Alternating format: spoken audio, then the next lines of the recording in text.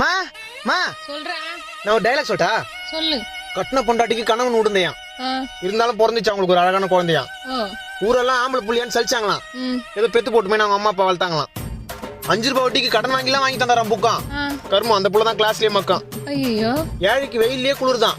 அப்புறம் அவங்களுக்கு காசு கொடுக்குற ஜமீன்தாருக்கு ஏசிலேயே இருக்குதான். ஒரு பாருக்கிற பையனை ஒரு பொண்ணு கூப்பிச்சான்.